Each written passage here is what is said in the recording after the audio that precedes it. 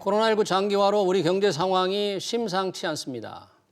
사태 초기에는 셧다운으로 대응했던 주요 기업들도 대응 시스템을 바꾸기 시작했는데요. 실업 대란의 악몽, 외환위기 때의 공포 역시 확산하는 분위기입니다. 네, 코로나발 경제 위기를 어떻게 넘겨야 할지 집중 진단해 보겠습니다. 시청자 여러분의 의견 문자로 받고 있습니다.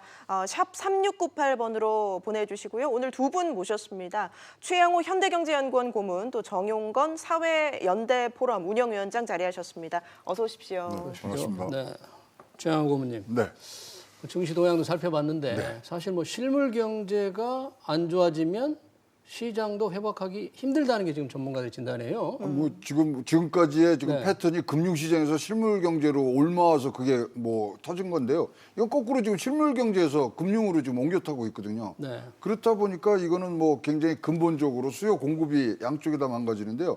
그러다 보니까 이제 뭐 진짜 암담한 숫자들이 나오죠. 네. 블룸버그에서 14개 기관의 평균을 냈더니 우리 1분기 경제 성장률이 마이너스 0.9가 나왔습니다. 마이너스 0.9. 예. 네. S&P도 지금 뭐 마이너스 0.5, 노무라 증권 같은데 1분기에 마이너스 3.7이 나온다는 걸 봐서는 네. 사회 전반에 지금 이거는 지금 영향을 미칠 수밖에 없고, 그러다 보니까 이게 뭐 이런 것들이 다 고용으로 항상 우리가 종합이 되는데 네. ILO에서 나온 숫자를 보면 전 세계적으로 2,500만 개의 일자리가 일시에 없어질 수 있다. 네. 그러니까 지금 뭐 이렇게 각국이 선제적으로 지금 대응을 하지 않습니까? 뭐 조 단위 넘게 뭐 100조, 200조까지 나가는 네. 게 다 이러한 암담한 현실을 막기 위한 현재적인 노력들을 지금 많이 하고 있다고 보여집니다. 그러니까 뭐 통계로만 보면 2,500만 명의 전 세계적인 실업자가 새로 생길 수 있다는 거죠. 일자리가 그렇죠. 없어지니까. 아니, 그러니까 미국만 보면요. 2009년도 그때가 80만이 일자리가 없어지는데요. 요번에는 200만 개가 없어질 수 있다는 거죠. 네. 그러니까 그 강도의 차이가 그렇게 크게 다가오고 있습니다. 지금 뭐 우리나라도 지금 명백한 게 지금 이스타항공 같은 경우에 뭐 다 지금 쉬어야 되잖아요. 쉬었다는 운항도 거, 없고. 예. 그러면 지난달에, 직원을 어떻게 지난달에는 월급 네. 40%만 줬어요. 이번 달에는 뭐 한 푼도 못 못 주는 거죠. 그럼 무기휴가가 가야 되는 거고. 네. 또 이제 영국 같은 데는 플라이비라는 데는 파산 신청했어요. 네. 그러니까 지금 현재 이런 운송계는 22% 정도의 지금 타격을 입고 있는데, 이거 지금 사실은 우리가 경제 침체의 그 단계를 보면 1단계밖에 안 됐거든요. 지금 2단계, 3단계가 뒤에 남아 있는데도 불구하고 벌써 이러한 굉장히 큰 피해들이 다가오는 걸로 봐서는 이번에 굉장히 큰 파도가 나오고요. 국제적 공조뿐만 아니라 진짜 굉장히 창조적인 그런 정책들이 나와야 된다고 생각을 합니다. 예, 이렇게 산업계 전반에 충격이 확산되고 있는데 좀 자세하게 이 산업계 상황을 좀 짚어보겠습니다. 정 위원장님, 방금 항공업계, 직격탄을 맞은 업계 항공사 상황들 얘기해 주셨는데 이와 관련해서 또 정유업계도 또 피해를 입고 있지 않습니까? 그렇습니다. 지금 뭐 유례없는 위기가 다가오고 있고요. 앞서 얘기했지만 우리가 IMF나 또는 뭐 이제 글로벌 재정 위기 이런 과정을 거치면서 우리가 받았던 충격이 실물과 금융, 그다음에 국내와 국외 네 가지가 한꺼번에 무너지는 상황이라고 볼 수 있습니다. 그래서 헤쳐나가기가 만만치 않고요. 산업별로 보면은 아까 항공사들 이스타항공 이야기했지만 지난달에서 올해 이제 제주항공이 원래 인수하기로 돼 있는데 네. 제주항공에서 지금 뭐 시장에서 흘러나오는 이야기는 인원 절반 정도는 감축해야지 인수하겠다. 절반을 그러니까 예, 해고를 구조조정하라 해야 되겠다. 이렇게 이야기 나오고 있고요. 예. 항공사들 뭐 메이저인 대한항공과 아시아나인데 아시아나는 지금 매각이 순조롭게 가기 어렵다. 네. 인수하겠다는 현대산업개발도 어려워질 수 있다 이 이야기가 네. 나오고 있고요. 대한항공 같은 경우에는 지금 이 추세로 가면은 항공업계는 한 달, 두 달 버티기 힘들 것 같습니다. 이런 이야기가 아주 네. 지배적으로 나오고 있습니다. 예. 정유업계도 제가 확인하니까 SK이노베이션 비롯해서 가동률이 한 20% 정도 떨어져 있다. 네. 그래서 이미 선물 거래를 통해서 비싼 값으로 간 석유 유가를 네. 지금 유가가 확 떨어졌으니까 싸게 팔아야 되기로 인해 가지고 손실폭이 상당히 크고 네. 있습니다. 뭐 여전히 조선업계도 마찬가지로 유가가 떨어지면서 수주가 줄어들면서 되게 어려울 수밖에 없고요. 특히 해양 플랜트 같은 경우에는 전면적으로 거의 이제 중단되고 있는 그런 상황들인 것 같습니다.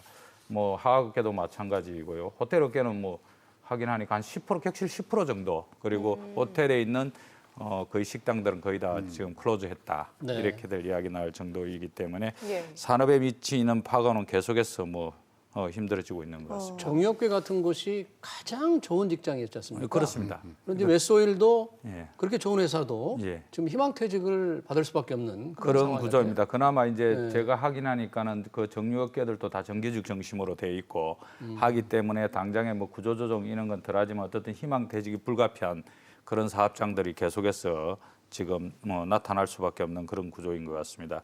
현대자동차도 확인해 보니까 이제 현대자동차 뭐 재택근무 오늘부터 풀었다고 하지 않았습니까? 네. 재택근무는 풀었는데 울산에 있는 공장들은 국내 공장들은 다 정상적으로 가동률 100% 돌아가고 있는데 예. 해외에서 이제 뭐 미국의 엘라바마나 체코, 슬로바키아, 인도 다 셧다운했고 네. 중국 같은 경우에는 뭐 2월 판매가 90% 줄었답니다. 네. 2월 판매가. 그래서 뭐 중국 같은 경우에는 뭐 생산할 게 없다. 오히려 뭐 판매가 90%나 전 네. 이런 상황이기 때문에 전체적으로는 뭐 아주 큰 파도들이 밀려오고 있고 뭐 이제 나름대로 회사들 차원에서 현대자동차도 유연 근무라든지 이런 것들을 통해서 하고 있고 네. LG 같은 경우에는 한 10% 정도가 직원들이 지금 이제 재택근무하고 있다. 육아 문제 등등 해가지고 있고 네. 전 뭐 그룹들이 다 비상경영 네. 체제에 한 달 전부터 돌입돼 있는 걸로 확인했습니다. 지금 그 인도 같은 경우에는 지금 현대차는 현지 생산용 차를 만들잖아요, 거기에서. 근데 뭐 삼성전자도 지금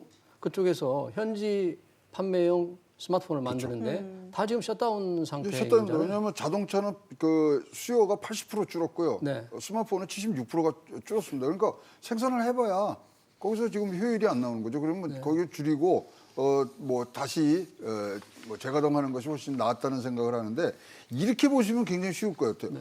1990년대 외환 위기 날 때 우리 그때는 전조 증상이 있었어요. 연초부터 부도가 한두 개씩 났었죠. 네. 근데 요번에는 보시면은 1월 20일 날 확진자가 나옵니다. 딱 2달 만에 이 1990년 외환위기보다 더 큰 위기라는 판단이 나오는 걸 봐서는 굉장히 큰 파도가 오는 거죠. 그것을 어떻게 우리가 감안해서 이거 갖고 가느냐. 이 부분에 대해서 과연 그때보다 우리가 시스템적으로 안전하느냐. 이런 것들이 빨리빨리 지금 체크가 돼야 되고 진단도 우리가 지금 뭐 금리 인하하는 거 갖고 지금 안 된다는 거 벌써 나왔지 않습니까? 그래서 진짜로 핀셋으로 갈 거냐. 조금 더 실질적으로 필요한 사람들한테 지원이 될 수 있느냐. 이제 그 상태로 지금 온 것 같습니다. 또 이 전자나 자동차 업종 같은 경우에는 협력사들이 굉장히 많지 않습니까? 그렇습니다. 이런 업체들도 피해를 입을 수밖에 없겠군요. 그렇습니다. 지금 부품사들 같은 경우에 현대자동차 같은 경우 2월달 가동률이 한 49% 정도 그래서 50%는 못 됐는데 그러면은 부품업체 2차 밴드, 3차 밴드들은 기존의 재고를 갖다가 다 완성차에다 제출한 상태이기 때문에 거의 영업을 못했다고 이렇게 볼 수밖에 없고요. 그래서 회복이 되더라도 사실은 2월달 판매 또 3월달에 판매하지 못한 부분과 관련해서 생산을 해야 되기 때문에 이 부분과 관련해서도 여전히 정상적으로 되더라도 부품사들은 대단히 어려워질 수밖에 없는 그런 상황인 것 같고요. 전자도 마찬가지로 이제 완성차나 또는 뭐 이제 핸드폰을 완전히 생산한 삼성전자나 이런 경우에는 괜찮지만 2차, 3차 밴드의 어려움은 엄청나게 크다. 실제로 거기에 일하는 노동자들의 고통도 갈수록 심각해지고 있다 이렇게 볼 수 있습니다. 그러니까 부품업체들은 완성차 업계나 예. 모 회사에 비해서 견딜 힘이 약하기 때문에 먼저 무너지는 거 아니겠습니까? 그렇습니다. 이미 이제 재고를 다 완성차들이 가지고 있는 부분인데 뭐 절반만 가동하더라도 2차 밴드, 3차 밴드는 생산할 필요도 없는 상황으로 돼 있고 지금 다시 또 전체적으로 수요가 다 지금 급감하고 있는 이런 상황이기 때문에 더더군다나 또 생산의 필요성이 나타나지 않고 있는 이런 상황이라서 이 부품체의 문제를 어떻게 해결할 것인가가 이제 정부하고 마찬가지로 이 이제 완성차나 또는 삼성전자 같은 이제 완전 조립하는 데에서 이제 대책을 좀 세워야 될 것입니다. 근데 기억나시겠지만 그 현대차도 지금 군산 공장이 셧다운된 적이 있지 않습니까? 하네스 링이라는 부품이 중국에서 못 들어와서 그렇죠. 예. 중국의 지금 1분기 이 경제 성장률을 지금 마이너스 40.8%입니다. 마이너스 40입니다. 4가 아니고. 네. 그 혹시 잘못 보신 거 정도니까 아닙니까? 마이너스 40. 아닙니다. 네. 두 번 들어갔습니다. 네, 네.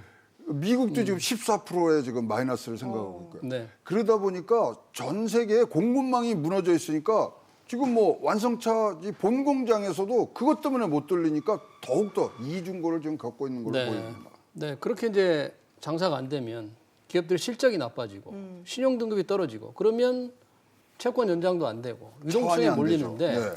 이런 상황이 굉장히 좀 우려스러운 상황 아니겠어요 지금? 아니 그러니까 이렇게 되면 이제 줄도산이죠. 네. 그리고 전체 뭐 우리가 뭐 좋게 얘기하는 구조조정이 이제 시작되는 거고 그렇다면 전체가 흔들리는 건데 이렇다 보니까 지금 우리가 채권 안전 시장이라든가 증시 안전 기금이라든가 이래서 빠르게 금융 시장뿐만 아니라 기업의 이런 채권 시장까지도 지금 선제적으로 이 뭐 대책들이 나오고 내일 아마 한 27조 정도의 지금 안정 자금이 나오니 네. 과연 그게 뭐 적당한 규모냐부터 지금 뭐 얘기들이 많습니다만은 네. 일단 트럼프 대통령이 오늘 아침에 기자회견을 하면서 굉장히 울림이 큰 얘기를 했는데 네. 우리 미국에서는 어느 하나의 기업도 도산되게는 안 할 것이다. 그 정도의 이 각오를 우리 정부도 갖고서 뭐 지금 벌써 한계 기업은 뭐 정리해야 되는 거 아니냐 이런 얘기들이 벌써 나오는 걸로 봐서는 네. 좀 걱정이 많습니다만은 저희도 진짜로 어느 하나 기업 우리가 뭐 네. 잘못되게 부도나지 않게 한다는 그런 각오로 지금은 붙어야 될다라고 생각합니다. 근데 예. 만약에 그렇게 하려면 기업들의 회사채라든지 CP라든지 예. 이런 걸 사줘야 되는데 지금 그렇습니다. 미국 중앙은행은 CP를 사겠다고 했고 예, 예. 일본 중앙은행은 CP와 회사채를 사겠다고 했는데 예, 예. 아직 우리나라는 이런 CP나 회사채에 대한 매입 방침은 명확히 나온 것 같지 않아요? 그렇습니다. 지금 뭐 내일 이제 27조 규모의 이제 뭐 시장과 관련된 안정화 대책을 나온다는데 예. 실제로 시장의 반응은 지금 냉담하지 않습니까? 오늘 주가도 마이너스 5% 이상 빠진 상태에서 끝났는데 이 정도 가지고 과연 접근할 수 있을까? 지금 올해 토탈 회사채가 한 50조 정도 만기가 돌아오는데요. 6월 달이 특히 많습니다. 보통 4월 달이 3월이 주총이고 이제 4월에 보통 이제 회사채 발행이 많은데 6조 5천억 정도가 돌아옵니다. 네. 특히 네. 대한항공이 2,400억, 와. 하이트 진로가 1,430억, SK건설이 560억 이렇게 해서 회사채 만기 돌아오는데 실제로 이 회사채를 받아줄 데가 없습니다. 지금요? 예, 받아줄 데가 없고 정부가 지금 이제 채권 안정 펀드가 뭐 그 금융 지주별로 해가 2조씩가 10조 만든다고 하는데 언제 다 조성될지 금융위기 때 10조를 했기 때문에 예. 뭐 그 정도만 생각하는 것 같아요. 그렇습니다. 그리고 이제 여기가 이제 뭐 그냥 A 정도 등급되는 채권을 받아주는데 대한항공만 해도 트리플 B거든요. 그럼 대상이 안 됩니다. 그리고 유통시장에서 받아줄 건지 신규를 받아줄 건지 판단인데 대체로 유통만 그 전에 받아줬기 때문에 신규로 차안 발행하는 것들 이거 다 안 받아주면 안 되는 거죠. 네. 그런데 지금 증권사들이 공모를 해야 되는데 실제로 증권사들이 만약에 공모해서 이게 실패가 되면 증권사들이 총액으로 다 떠나야 됩니다. 떠나야 되고요. 그런데 증권사가 지금 상당히 안 좋습니다. 네. 그렇기 때문에 회사채 신속 인수 방안 반드시 들어가야 된다. 산업은행이든 어디든 지금 우리나라 뭐 대한항공이나 아시아나항공이 없어진다는 거 생각할 수 있습니까? 그렇죠. 기업들의 회사채가 사실은 IMF 때는 우리가 부채 비율이 한 400% 넘었는데 네.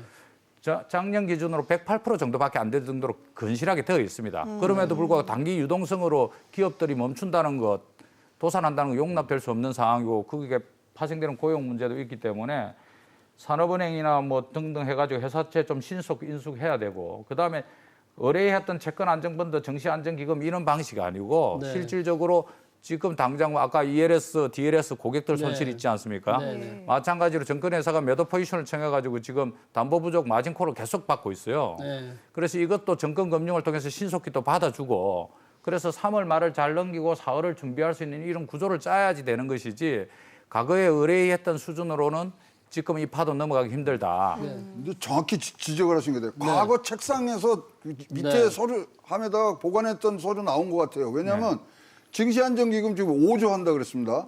근데 1990년도에도 5조 했어요. 네. 그때 시가총액이 95조일 때고 지금 1000조거든요. 네. 근데 아직 증시안정기금으로 얼마로 할지는 아직 공식적으로 발표된 것 근데 같지는 않아요. 아직은. 5조 뭐 그때 4조 네. 8,500억 여기 5조 한다 그랬으니까 네. 지금 그런 것들이 과거에 2008년 뭐 1997년하고 뭐 거의 지금 갖다 놓고 네. 그것을 그대로 쓴다 이거죠.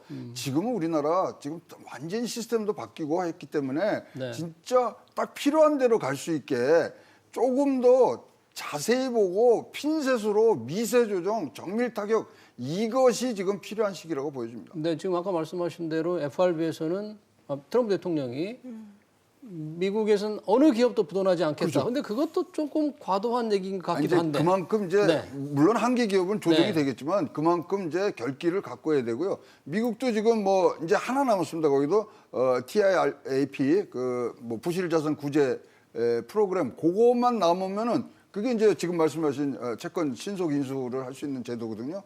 그러면 거기는 완벽하게 이제 갇혀서 나가는 부분이기 때문에 저희도 아주 전방위적으로 그 초기에 막아야지 여기서 실기를 하면 이거는 뭐 진짜 뭐 가래 석가래 뭐 대들보 얘기 다 나옵니다, 이러면. 상황이 이렇다 보니까 이 기업들이 뭐 업계 1위 업체들도 뭐 매각설이 나오기도 하고요. 예. 또 팔 수 있는 걸 다 팔자. 그래서 예. 현금 확보하자. 이런 움직임들이 있는 것 같습니다. 예. 그 이제 현금을 어떻게 준비해놨냐 마냐에 따라서 완전히 다른 거죠. 그래서 비교적 뭐 우량한 삼성전자라든지 LG화학이라든지 뭐 SK 하이닉스는 이런 데들은 뭐 충분히 이제 유동성이 확보돼 있는 상태인데 그 밑에로 내려가면 이제 어려운 거죠. 그래서 이제 LG 같은 경우에도 뭐 가지고 있는 베이징 타워 같은 경우에도 매각한다 이렇고 예. 또 SK 네트워크스도 주유소를 매각한다 이렇게 해가지고 지금 현재 기업들은 비상 경영에 들어가 있습니다. 기업들은 비상 경영에 들어가 있는데 그 기업들은 버틸 수 있겠지만 지금 어려운 데들 뭐 회사채 등급 기준으로 한 뭐 A 미만에 있는 기업들과 관련해서 어떻게 대책을 세울 것인가 관련해서 해주지 않으면 여기는 뭐 되지도 않는 거죠. 지금 실제로 이제 미리 파란 데들 미리 유동성을 확보하는 데는 괜찮지만 지금은 이제 뭐 부동산이고 이게 매각이 안 됩니다. 세계적으로 거래도 안 되고 이런 구조이기 때문에 이 시기에 단기적으로 유동성 문제를 해결해 줄 수 있는 방법은 사실은 뭐 미국에는 트럼프 대통령이 망하지 않게 한다고 이야기했듯이 우리도 대통령께서 한국의 기업들 다 보존하겠다. 왜냐하면은 한계 기업 논쟁이 있지만 사실은 IMF 이후에 우리 한계 기업들이 많이 정리됐습니다. 실제로. 네. 그래서 기업들은 상당 부분 설림화됐고 다운사이징 했기 때문에 이 기업들마저 정리돼 버리면은 한국의 경제나 한국의 고용이나 우리의 미래는 어렵기 때문에 적극적으로 나서야 된다고 보고 있습니다. 저는 개인적으로 어저께 야당에서 낸 그 대안도 굉장히 뭐 실효성이 있다고 네, 보입니다. 어떤 거였죠? 국채가 아니라 국민채를 만들자는 거죠. 지금 시장에 1,400조라는 지금 유동자금이 있는데 네. 그걸로 채권을 만들어서 할 때는 뭐 국채라든가 이런 부분보다는 훨씬 더 빠르게 그리고 또 정부에서 추경 뭐 이런 절차 없이 갈 수 있는 부분이 있다 그랬는데 여야가 이건 진짜 머리를 맞대고 지금 뭐 해결을 해야 될 부분이라고 생각을 합니다. 네. 지금 기업들이 이렇게 이제 자금난에 몰리면 결과적으로 직원들을 뭐 무급휴직을 시키거나 휴업을 하거나 뭐 또는 내보내거나 해서 실업자가 급증할 텐데 사실 이 실질적으로 우리들한테는 그게 더 큰 문제 아니겠습니까? 과연 수당을 제대로 받을 수 있는 건지 다시 복귀는 할 수 있는 건지 그렇죠. 지금 상황이 굉장히 어려울 것 같아요. 아니 근데 우리가 이제 경험을 해봤기 때문에 그 이후에 재취업률이라는 건 굉장히 참혹한 숫자단 말입니다. 네. 따라서 지금 가장 중요한 게 기업이 도산 안 하게 하는 게 사실은 그 행간에는 고용 일자리를 보호하자는 거 아니겠습니까? 네. 그렇다면 당시에도 우리가 뭐 월급 나누기부터 뭐 모든 것들을 다 했기 때문에 이제 튼튼한 재무 구조를 이런 채권을 통해서 하지만 결국 목적은 우리가 고용을 유지해 주는 거고요. 고용이 유지될 때 소득이 있어서 그게 소비가 돼서 다시 경제가 돌아가는 힘이 되니까 일단 고용의 창출은 아니더라도 지키는 자리에서의 그러한 일관된 이 정책들이 지금 빠른 속도로 그리고 필요한 곳에 들어가야 된다고 생각합니다. 네. 지금 미국은 그래도 실직하는 경우라든지 이런 경우에 급여를 전부 지원해주겠다. 예, 예. 왜냐하면 사회적 거리두기를 하다 보면 예. 공장을 닫아야 되고 소비가 안 되고 생산도 안 되고 소비가 안 되니까 예, 예. 지원해주겠다고 하는데 예. 우리는 지금 고용유지 지원금이 예, 예. 현재 받을 수 있는 그 대부분 거죠. 그렇습니다. 이제 정부가 고용유지 지원금을 갖다가 이제 2분의 1 정도 지원해 준다는 것을 4분의 3까지 지원해 주겠다고 이렇게 해서 정부가 대책을 내놨죠.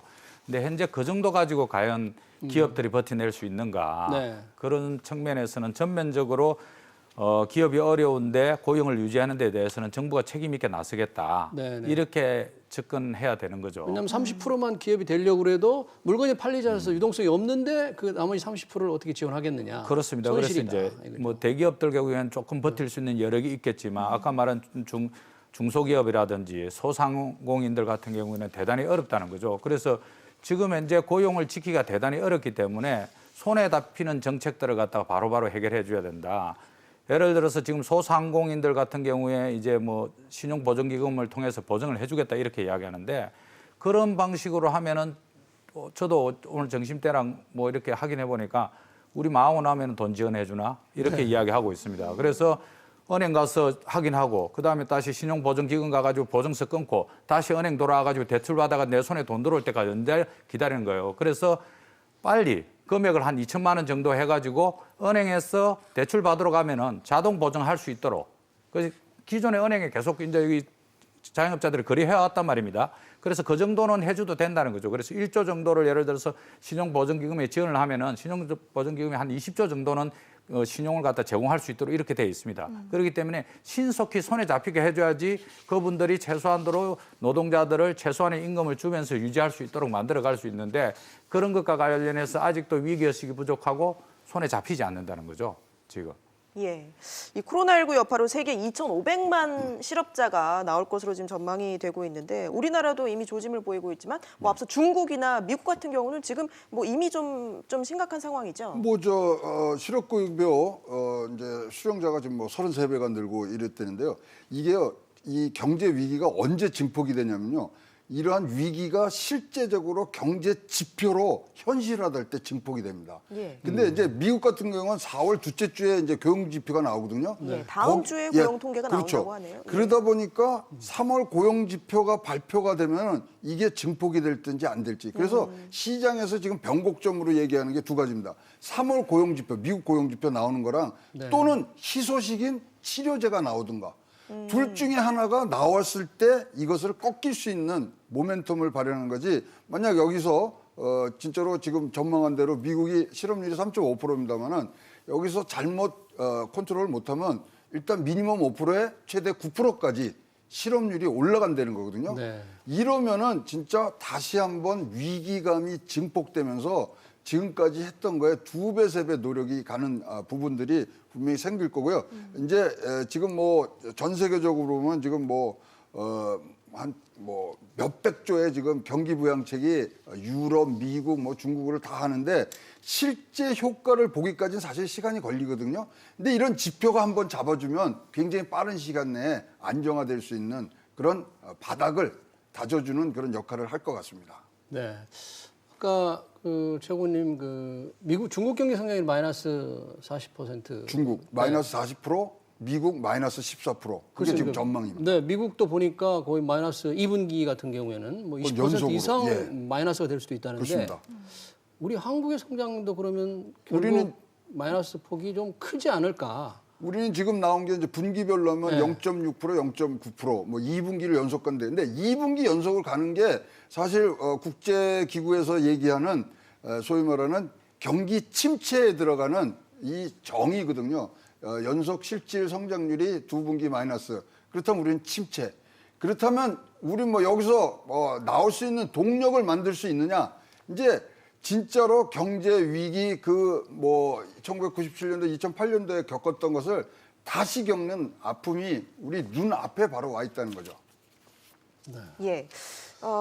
저희 시청자 문자를 받고 있는데요. 8567님께서 이 소득주도 성장으로 휘청이다가 코로나19로 쓰러지는 한국 경제 이런 좀 위기 섞인 지적을 해주셨는데요. 이 정책에 대한 기조를 바꿔야 된다 이런 지적들도 많이 나오지 않습니까?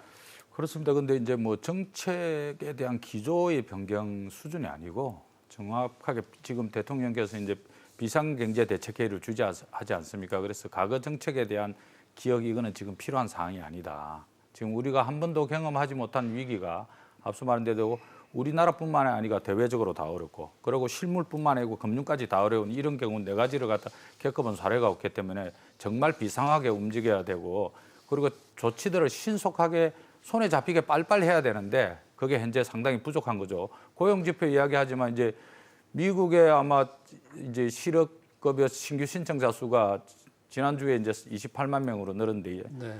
아마 이번 주 뭐 200만 명으로 늘어날 거라고 이야기하고 있거든요. 네. 우리도 이제 3월 달에 2월 고용 동향 이야기했을 때는 40만 개 일자리 늘었다 해가지고 좋아했지만 사실은 그거는 지금 코로나 관련된 전혀 반영되지 않은 그런 지수였기 그렇죠. 때문에 그리고 일시 휴직자들이 많았는데 예. 그렇죠. 어쩔 수 없이 휴직한 사람이 취업자로 통계가 포함됐기 때문에 그건 그렇습니다. 굉장히 허수예요. 전혀 방정되지 않고 4월에 네. 나오면은 뭐 엄청난 숫자의 아마 고용이 감소가 나타날 수밖에 없습니다. 다들 가까이 보시면은 사회적 거리두기는 셧다운이거든요.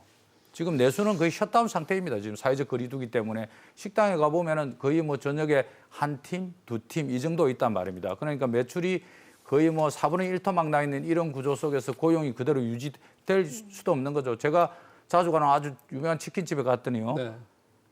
4분의 1로 줄었는데 그래서 알바 하시는 분은 어디 갔냐고 하니까 사장도 할 일이 없어요. 이렇게 이야기할 상황이거든요. 근데 네. 이게 지표로 안 나타나겠습니까? 다음 달에 반드시 지표로 나타날 것인데 엄청나게 많은 그 지표로 나타나면 결국은 또 해고돼서 실업급여 지급해야 되고 이런 문제들이 있기 때문에 실제로 아까 말한 대로 자영업 하시는 분에게는 한 2천만 원 미리 주는 것이 망하고 나서 다시 실업급여 줘야 되고 재취업시켜야 되고 사회적 비용 등등과 관련 이러보면 큰 문제가 안 된다. 오히려 위기를 갖다가 이 유동성을 확보해가지고 위기를 극복하면 한 6개월 되면 이게 이제 분할해서 다 되갚지 않습니까? 이런 구조로 만들어 가야 되는 이런 측면이 있기 때문에 과거의 정책은 지금 이야기할 필요도 없을 정도로 우리가 겪어보지 못한 비상 상황으로 들어가고 있다. 그리고 이제 우리가 특수 상황 아닙니까? 4월 달에 우리가 총선이라는 특수 상황이 있기 때문에 그거 갖고도 왈가왈부를 하는데 그거 진짜로 뭐 선거를 치르고 안 치르고의 문제가 아니라 나라의 경제와 우리의 앞으로 5년, 10년을 좌우하는 한 달이 될 거거든요. 그래서 그런 부분들에 방점을 두고서 아까 뭐 경제 이 정책 기조를 바꾸는 부분들도 말씀하셨는데 그거 물론 포함할 수 있죠. 포함해서 전체적인 그 나갈 방향을 주셔야 우리 국민이 우리 대한민국 호가 잘 나갈 수 있다고 생각합니다. 알겠습니다. 오늘 두 분 말씀은 여기까지 듣도록 하겠습니다.